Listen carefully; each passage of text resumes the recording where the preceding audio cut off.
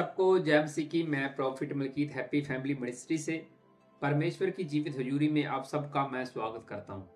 आज फिर मैं अपने वायदे के मुताबिक आपके बीच में हाजिर हूं, परमेश्वर का नया कलाम लेकर, नया वचन लेकर। और मेरा विश्वास है कि आज आप जो वचन सुनेंगे, इन वचनों के द्वारा जरूर बदल जाएंगे और बहुत से फलों को लेकर आएंगे। और जैसे आज आपको वचन का विषय पता ही है कि लालच में ना आए, इस विषय में हम आज बातचीत करने वाले हैं।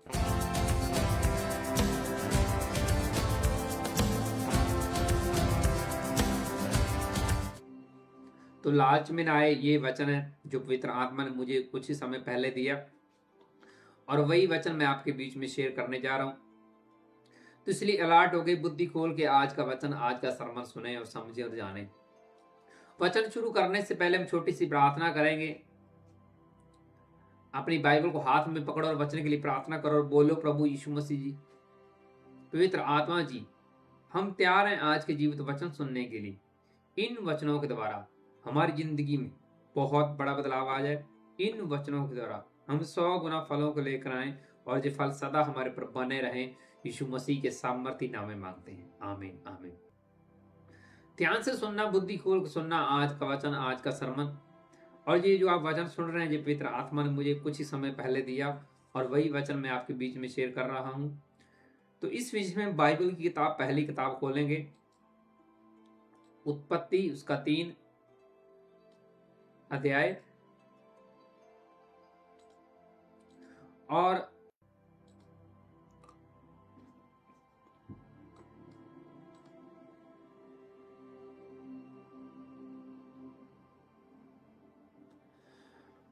इसमें लिखा हुआ कि 2 से 5 तक पढ़ रहा हूं। तो इसमें लिखा हुआ कि स्त्री ने सर्प से कहा, इस वाटिका के वृक्षों के फल हम खा सकते हैं, पर जो वृक्ष वाटिका के बीच में है उसके फल के विषय में परमेश्वर ने कहा है कि ना तो तुम उनको खाना और ना उनको छूना, नहीं तो मर जाओगे।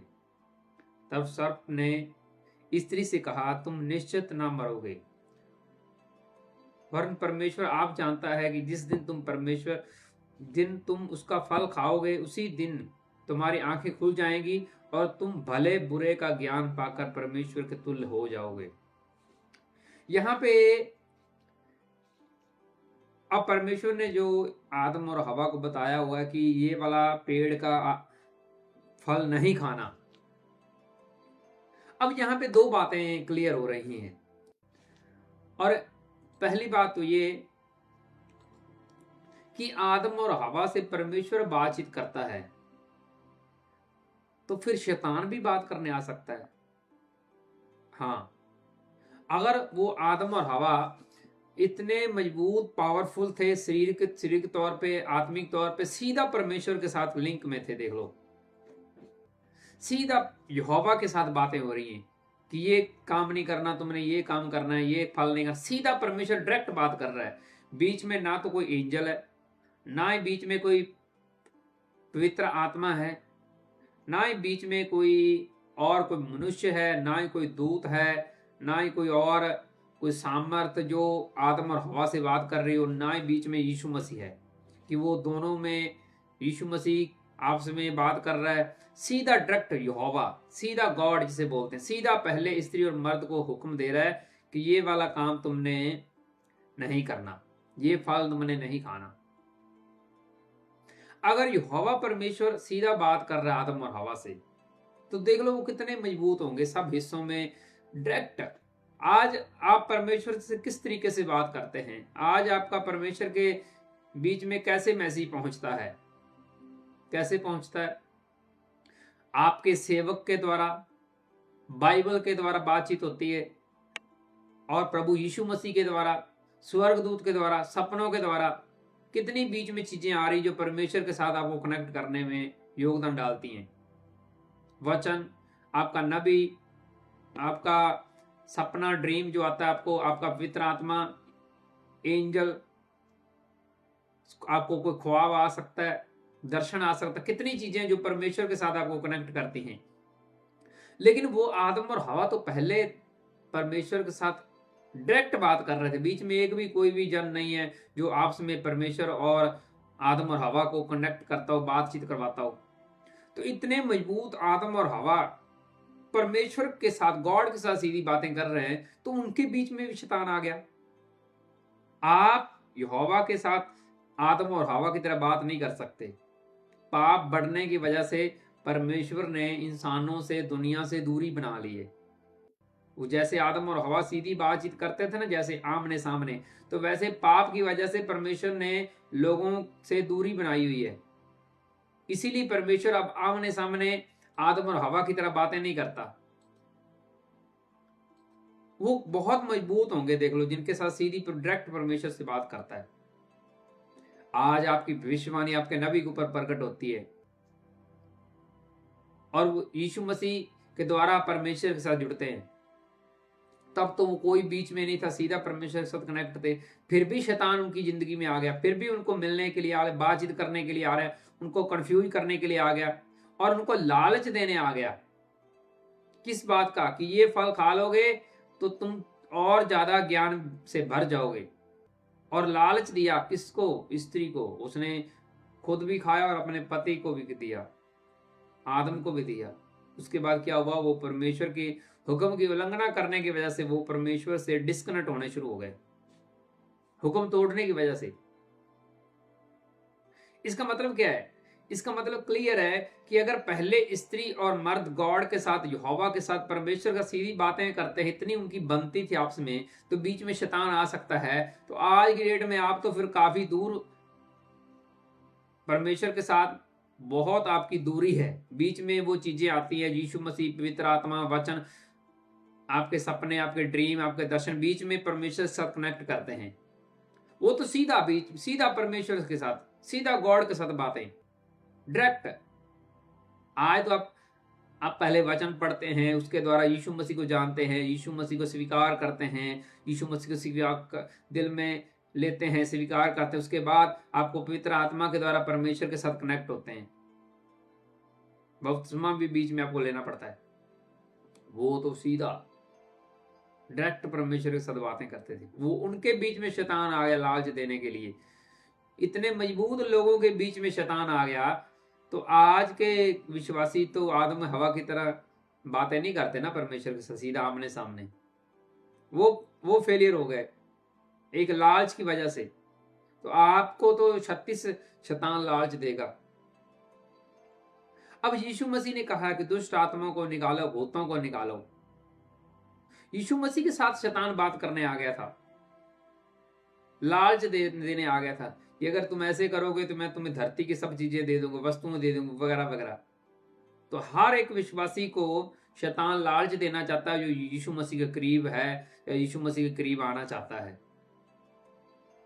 तो अब आपने सोचना है कि आपने लालच में आना है या नहीं आना। लालच में आ गए तो फिर आपको कोई ना कोई रूल बाइबल का तोड़ना पड़ेगा। उस चीज को हासिल करने के लिए आपके अंदर लालच आ जाएगा। लालच आने की वजह से आप उस चीज को हासिल करने के लिए जतन करेंगे कि मुझे इसमें बहुत फायदा है, ये चीज मुझे मिल जाए, जब कर ले, जब मेरी हो जाए, जब वगैरह वगैरह। तो लालच की चक्कर में आप बाइबल से, परमेश्वर के वचनों से उल्ट काम करेंगे और ऐसे परमेश्वर के साथ आपका रिश्ता जो है कमजोर होना शुरू हो जाएगा। आपका सिबिल स्कोर है वो परमेश्वर की नजर में लो होना शुरू हो जाता है।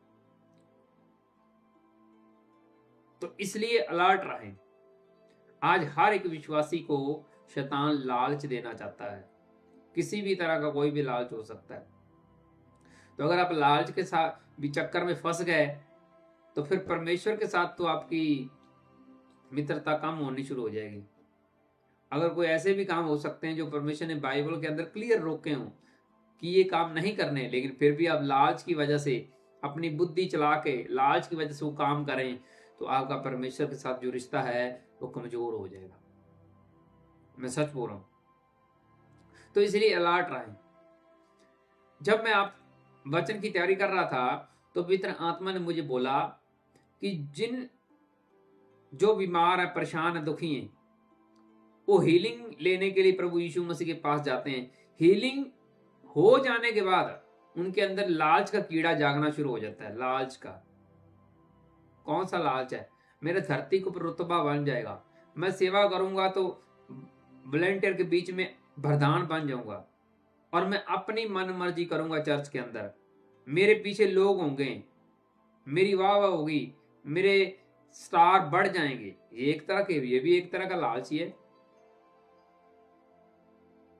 अगर आपको लालच करना है तो बाइबल बोलती है परमेश्वर के आत्मा का, पवित्र आत्मा का, उसके वरदानों की धुन में रहें, उनकी उनकी ओर परमेश्वर का आप करें कि मुझे परमेश्वर चाहिए, उनके वचनों में, उनके हुक्मों में और बढ़ना है। ये लालच होना चाहिए आप, और कोई नहीं।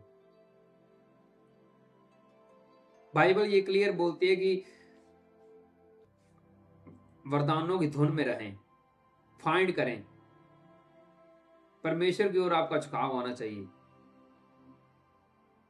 लेकिन परमेश्वर के बीच में कई बार लोग चलते चलते किसी और चीजों का लालच कर बैठते हैं, उनके पीछे भाग जाते हैं। स्वार्थ, परमेश्वर के साथ स्वार्थ से ना जुड़ें कि मेरा ये मसला है तो ये हल हो जाएगा, यीशु मसीह के पीछे चलने से ये आपका मसला हल हो जाए या ना हो, फिर भी आप प्रभु यीशु मसीह के पीछे चलते रहें। आज लोगों का मसला जब हल नहीं होता था, वो अपनी चर्च चेंज करना चाहते हैं, बड़ी पोजीशन हासिल करने के लिए वो चर्च चेंज करना चाहते हैं, अपने आप को चेंज नहीं करना चाहते, अपना सिस्टम चेंज नहीं करना चाहते, अपने अंदर बदलाव नहीं करना चाहते। वो जल्दी स्टार बनना चाहते हैं, जल्दी सब कुछ करना चाहते हैं। जो व्यक्ति बार बार मिनिस्ट्री चेंज करता है, उसको कोई ना कोई लालच है, पक्का लालच है, दुनियावी लालच है, स्वर्ग का लालच नहीं है, कोई दुनियावी लालच है पक्का। उसको कोई ना कोई लालच है, जब वो किसी ना चीज के पीछे भाग रहा है कि ये मुझे मसीहा से हासिल हो जाएगी, तो ये रॉन्ग है। इसीलिए विश्वासी बार बार चर्च मिनिस्ट्री चेंज करता है। उसको पता है कि मुझे यहाँ तो मिल नहीं रहा, कहीं और जगह से वही चीज मैं हासिल करना चाहता हूँ जो मुझे चाहिए। मसीहा की ओर नहीं है, लेकिन उनके चीजों का, उनके कामों का, उनके वाह वाह लेने का, और चीजों का कोई रुतबा लेने का लालच है। आज परमेश्वर आपको, किसी को भी आपके मैन ऑफ गॉड की जगह पे बिठा दे तो आप घमंडी होने में 1 मिनट नहीं लगाएंगे। मैं सच बोल रहा हूं, 1 मिनट नहीं लगेगा आपको घमंडी होने में। आपको दूसरे प्रचार कीड़े मकोड़े की तरह लगेंगे कि ये क्या है, इससे तो अच्छा मैं हूं, ये क्या, ऐसे आप घमंडी हो जाएंगे। मैं सच बोल रहा हूं। इसीलिए परमेश्वर बड़ी चाबियां नहीं देता जो घमंड के नीचे रहते हैं कि मैं अपने आप में ये हूं, मैं अपने आप में ये हूं, मैं अपने आप में ये हूं। हाँ, तो इसलिए अलर्ट रहें। आपकी हरकतें, आपका सिस्टम, आपका चाल चलन बता देता है कि आप कितने आत्मिक हैं। मैं लोगों की हरकतें अक्सर मुझे नोट होती रहती हैं कि वो मसीहा के कितना ज्यादा प्यार करते हैं, पता चल जाता है। कुछ लोगों को मैंने देखा है, वो सेवा करते हैं सिर्फ अपने गुआंडी के मैन ऑफ गॉड को दिखाने के लिए कि हम ये सेवा कर रहे हैं। अंदर सेवा भावना नहीं है, सिर्फ अपने गुआंडी को, अपने मैन ऑफ गॉड को दिखाने के लिए हम सेवा कर रहे हैं। अपने मैन ऑफ गॉड के सामने वाले मैन ऑफ गॉड को दिखाने के लिए हम बहुत बड़ी सेवा कर रहे हैं, लेकिन दूसरे हिस्से में जब देखी जाए उनकी सेवा तो बिल्कुल जीरो से भी माइनस होती है, बिल्कुल नीचे, बहुत नीचे चली जाती है। तो ऐसे लोग क्या तरक्की करेंगे, क्या तरक्की करेंगे? जिनका मुंह नहीं, सिर नहीं है, वो क्या तरक्की करें? कुछ नहीं कर सकते। जो अपनी जुबान के ऊपर टिके नहीं रह सकते तो वो क्या तरक्की करेंगे? जो झूठ बोलने में नंबर 1 है, अपने मैन ऑफ गॉड को झूठ बोलने, लिखतों के अंदर झूठ लिखे पड़े हुए हैं, मुंह के ऊपर झूठ बोलने, अपनी जुबान को चेंज कर लेना, तो मसीहा से क्या हासिल करेंगे? आपने ये बात अक्सर सबसे सुनी होगी ना कि अगर सबसे बड़ी सेवा तो अपने घर से सेवा शुरू होती है, अपनी फैमिली की सेवा करो, बड़ी सेवा है, आपने ये सुना होगा। तो शुरुआत जो है जीरो से होती है। अगर आपकी सेवा जीरो से सही है तो आगे जाके परमेश्वर भी आपकी और जो सेवा करेंगे वो भी आपकी कैलकुलेशन करेगा कि हाँ आपने सेवा की है। लेकिन आपकी सेवा अगर जेलसी भरी है, किसी को नीचा करने के लिए या किसी को तोड़ मरोड़ करने के लिए आप कोई भी मसीहा का काम कर रहे हैं, या किसी व्यक्ति को हार्ट में रख के सेवा कर रहे हैं कि मैं उनको दिखाने के लिए सेवा कर, उसके सामने सेवा कर रहा हूं, उनको दिखावा करने के लिए सेवा कर रहा हूं, तो आपकी सेवा जीरो हुई। मैं सच बोल रहा हूं, मैंने बहुत से लोगों को देखा है जो सिर्फ दिखावे के लिए सेवा कर रहे हैं। मसीहा मसीहा को हार्ट में रख के सेवा नहीं करते। कई बार वो अपने दुश्मन को हार्ट में रख के सेवा करते हैं कि मेरा दुश्मन मुझे देखेगा मैं सेवा कर रहा हूं। तो यीशु मसीह हार्ट में है ही नहीं है, तो कोई और ही बंदा सेवा उनको टारगेट करके सेवा की जा रही है। तो ये ऐसा सेवा नहीं है, मैं सच बोल रहा हूं। बाइबल ये बोलती है कि जिसने बड़ा बनना है वो छोटा करे अपने आप, जिसने छोटा किया अपने आप वो हमारी नजर में बड़ा है। तो मसीहा की नजर में आपको बड़ा होना है, अपने आप को छोटा करके। मैं सच बोल रहा हूं, इसीलिए लोग आज संघर्ष ज्यादा कर रहे हैं, प्रॉब्लम में फंसे हुए हैं, पंगों में फंसे हुए हैं, मेहनत कर रहे हैं, धरती कंडे उगा रही है, कुछ हासिल नहीं हो रहा, आफतें आ रही हैं, जमीन उपज नहीं दे रही। इसीलिए क्यों? वो शराब के नीचे हैं जो परमेश्वर ने दिया था। और ये तोड़ने का काम किसका है? यीशु मसीह का। और यीशु मसीह आपके शराब क्यों नहीं तोड़ रहा? क्योंकि आप उसकी शरण में ही नहीं गए। अगर यीशु मसीह की शरण में गए हैं तो जो वायदे किए हैं वो सब झूठ हैं, जो मसीहा के लिए कुछ किया है वो सब झूठ है। लोगों को कई बार क्या होता है, सिर्फ ब्लेसिंग लेनी आती है, बस, और कुछ नहीं। एक बार आपकी मसीहा ये बोल देना कि मैंने जो आपको दिया है मुझे वापस करो, जब मैंने ब्लेसिंग ले दी वापस करो, तो आपकी चीख निकल जाएगी। मैं सच बोल रहा हूं, बिल्कुल आपकी चीख निकल जाएगी। अब्राहम की तरह हार्ट नहीं है कि बेबी दिया और वापस की डिमांड है तो चलो ठीक है हम तैयार हैं। तो आपकी चीख निकल जाएगी अगर परमेश्वर ने आपको दी हुई चीज वापस ले ली तो। मैं सच बोल रहा हूं। तो इसलिए अलर्ट रहें, लालच में ना आए, लालच में आके कोई भी काम ना करें, मसीहा के लिए खास करके कि मुझे ये मिल जाएगा, मेरा ये मिल जाए। कुछ लोग वफादारी के साथ चलते हैं चलते हैं चलते हैं, जब उनको पता है कि मेरे मैन ऑफ गॉड ने मेरी चोरी पकड़ ली है तो अब रफू चक्कर हो गए। क्यों हुए? क्योंकि उनको पता है कि अब हमारे को इज्जत तो मिलने नहीं वाली मिनिस्ट्री के अंदर, हमें अब भागने की जरूरत है यहां से। फिर पहले जोर लगाना, अपने मैन ऑफ गॉड की वाह वाह करना, पोस्टर लगाना, वाह वाह करनी, कुछ 4 साल जोर लगाना, मैन ऑफ गॉड के मिनिस्ट्री के पोस्टर लगाना इधर उधर। 4 सालों बाद जब शैतान बुद्धि को बंद करता है तो उसी अगले 4 सालों को फिर उसके उल्टा लगाना, ये कौन सी बहादुरी है? मान लो मैं किसी मिनिस्ट्री के अंदर जा रहा हूं, मैं उस मिनिस्ट्री का, मैं नॉर्मल विश्वासी हूँ, मिनिस्ट्री के अंदर जा रहा हूँ, चर्च के अंदर 4 साल तक मैं उसके अंदर मिनिस्ट्री के अंदर टिका, उसके मैंने पोस्टर लगाए, वाह वाह की, बहुत प्रचार किया उस मिनिस्ट्री का। तो अगले 4 साल मैं उस मिनिस्ट्री के विरोध पे उतर आया, अगले 4 साल उनके पोस्टर फाड़ने लग जाऊं, अगले 4 साल उनको दबाने लग जाऊं, तो फिर मेरे अंदर कौन सी मसीहत है? 4 साल सेवा को जोर लगाना और 4 साल फिर सेवा को नीचे खींचना। तो इसी तरह आज के विश्वासियों की जिंदगी है। सिर्फ क्लास लगने की उड़ीक होती है, जिस दिन क्लास लग गई बस सारा कुछ खत्म।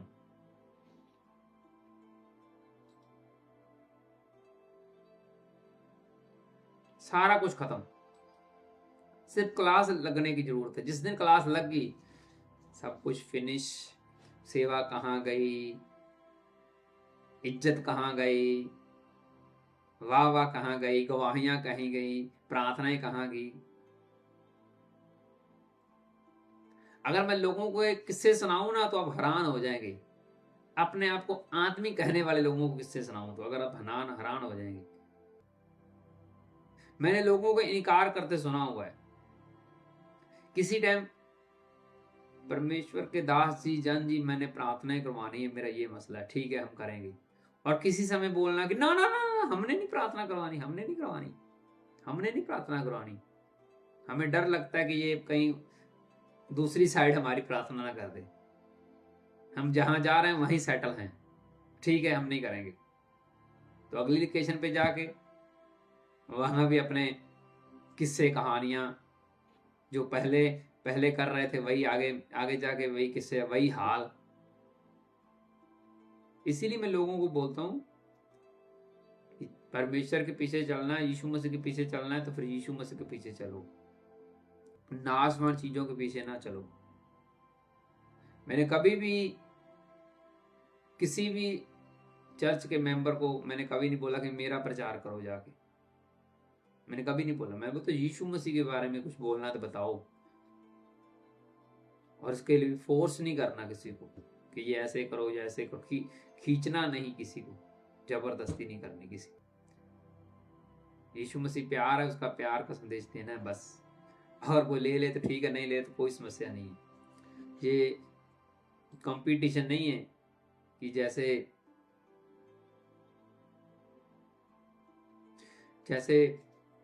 कि कोई वोटों का या राजनीतिक का मसला है कि हमने इतनी वोटें इकट्ठी करनी है या हमने जोर लगाना, ऐसा कुछ नहीं है। तो इसलिए अलर्ट रहें, हर एक चीज के पीछे कोई ना कोई विशेष कारण है। तो अपने गुआंढी को ये फाइनल बात बता दो कि परमेश्वर के पीछे चलते चलते आपने लालच के अंदर नहीं आना। आपने पुराने समय से सुना होगा कि लालच बुरी बला है, तो बला के पीछे नहीं जाना, नहीं तो आपका आत्मिक सिस्टम बिगड़ जाएगा। मैंने ऐसे लोग भी देखे हैं, जितनी बड़ी मुसीबत आ गई, जो कुछ मर्जी हो जाए, लेकिन उन्होंने अपना आत्मिक रास्ता नहीं छोड़ा। बड़ी से बड़ी मुसीबत में फंसे रहने के बावजूद भी उन्होंने आत्मिक रास्ता नहीं छोड़ा। तो आज की डेट में थोड़ा अच्छा हलचल हो जाए तो विश्वासी अपनी लोकेशन से गायब हो जाता है, अपनी लोकेशन से। सच बोलो, मैं आत्मा में अभी भी महसूस कर रहा हूं, स्पिरिट मुझे बोल रहा है कि आने वाले समय में विश्वासी ये खुद पश्चाताप करेंगे कि हमने मसीह के अंदर रह के कुछ गलत स्टेप उठाए, हमने जिंदगी के अंदर रह के कुछ गलत काम, कुछ गलत चीजें, कुछ गलत हरकतें की, और हमारे से पीछे मसीह को कबूल करने वाले बहुत आगे निकल गए, लेकिन हम वहीं के वहीं रह गए। ये विश्वासी महसूस करेंगे अपनी स्पिरिट के अंदर कि हमने कुछ मसीहा के साथ सही नहीं किया। कई बार जो ज्यादा चातर बन जाते हैं ना, ज्यादा ज्ञान रखने लग, वो फेल हो जाते हैं। जो ज्यादा उछलने लग जाते हैं, हम तो बहुत ये हैं, हम तो वो हैं।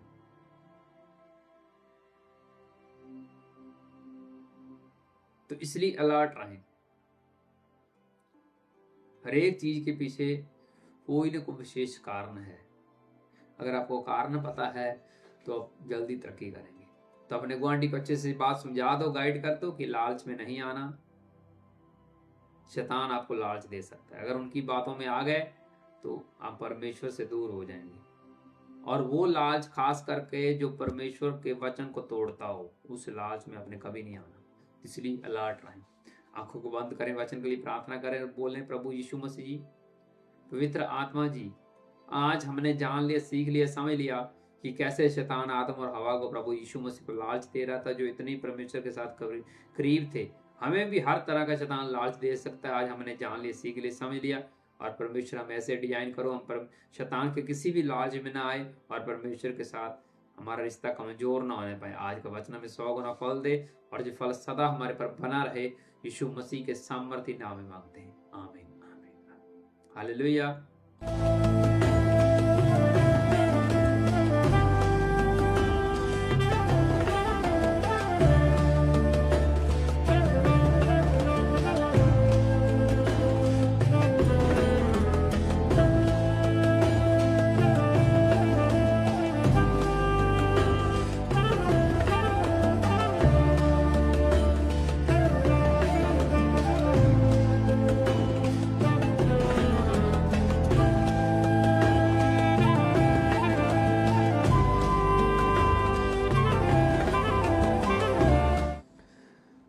हालेलुया। तो मैं आपको बताना चाहता हूँ कि जो पिछले समय में मैंने आपको एक मैसेज दिया था और उसको मैं रिपीट करना चाहता हूँ कि, और ये मैसेज आपकी स्क्रीन के ऊपर है। और 23 दिसंबर 2025 को दिन मंगलवार सुबह 10 बजे से लेकर शाम तक हम शोभा यात्रा निकाल रहे हैं शाम तक, और ये मेन ब्रांच से होकर खवाया गया और जाएगी। और उसके बाद 25 दिसंबर को हम क्रिसमस सेलिब्रेट कर रहे हैं, वो पोस्टर के ऊपर आप देख रहे हैं, इश्तिहार के ऊपर। तो मैं इनविटेशन आपको देना चाहता हूँ लाइव के दौरान, और आपके एरिया में पोस्टर लग गए होंगे और इसकी पोस्ट भी हमने डाल दी है। और 1 जनवरी 2026 को हम नया साल सेलिब्रेट करेंगे। तो इन सब मीटिंगों में आपको मैं इनवाइट करता हूँ, आपने सब ने अपनी फैमिली समेत आना है। हालेलुया। और पहले से कई गुना ये बड़ी मीटिंगें हैं, तो आपने मिसिंग नहीं करनी। और नए साल की मीटिंग में खास करके जो चर्च के वॉलंटियर हैं उनके ऊपर लेहड़ होनी है, और आपको ऑयल भी दिया जाएगा। तो नए साल की मीटिंग के लिए भी आप तैयार रहना। हालेलुया। और पिछले दिनों में जो अलग अलग हिस्सों में शोभा यात्रा निकाली जा रही है मिनिस्ट्री की ओर से, तो मैं भी पिछले दिनों में शोभा यात्रा में शामिल था जो हमारे एरिया में अंदर होती है, और मुझे भी इनवाइट किया गया। और सोमवार को भी मुझे इनविटेशन है डिस्ट्रिक्ट लेवल पे जो शोभा यात्रा निकालनी, उसके अंदर मैंने शामिल होना है। तो आपको भी हैप्पी फैमिली मिनिस्ट्री की जो शोभा यात्रा है और क्रिसमस है जो नए साल में, आपको मैं इनवाइट करता हूँ। हालेलुया। और फिलहाल मेरा समय हो चुका है प्रार्थना का, तो मैं आपके लिए प्रार्थना करने के लिए जा रहा हूँ। तो आप भी इन बड़ी मीटिंगों के लिए प्रार्थनाएं करना परमेश्वर के आगे। तो मैं आपके लिए प्रार्थना करने के लिए जा रहा हूँ, तो अपनी प्रार्थना को रिसीव करें। पवित्र आत्मा जी, मैं आपका दास इन सब लोगों के लिए, कलीसिया के लिए प्रार्थनाएं करता हूँ। जितने भी लोग कमेंट कर रहे हैं सबके लिए मेरी प्रार्थना है, परमेश्वर का बहुत बड़ा हाथ इनके ऊपर बना रहे यीशु मसीह के सामर्थ्य नाम में। परमेश्वर का आत्मा आपको छुए और हर एक मुश्किल से आजाद करे।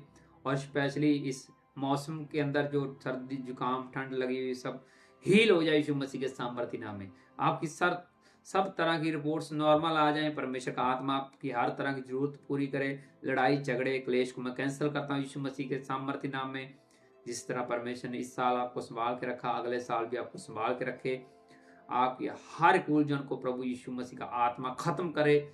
आप पूरी तरह आजाद हो जाएं, आपकी सभी रिपोर्ट्स नॉर्मल आ जाएं, आपके लड़ाई झगड़े क्लेश कर्जा सब उतर जाए और चला जाए यीशु मसीह के सामने। आप बड़ी गवाहियों के साथ वापस आए और सुख शांति कायम रहे यीशु मसीह के सामर्थ्य नाम में। और परमेश्वर का आत्मा आपके बच्चों को, फैमिली को, घरानों को, सब चीजों को छुए और आपको हर मुश्किल से बरी करे यीशु मसीह के सामर्थ्य नाम में। और ये सारी प्रार्थनाएं प्रभु यीशु मसीह के सामर्थ्य नाम में मांगता हूं। आमीन आमीन। हालेलुया। और फिलहाल मेरा जाने का समय हो चुका है, तो फिर मिलेंगे रविवार को 2 अलग अलग लोकेशनों के ऊपर नए चिन्ह चमत्कारों के साथ, नई प्रोफेसी के साथ, नए वचनों के साथ। तब तक आप सभी को जय मसीह की। God bless you. Bye bye. Take care.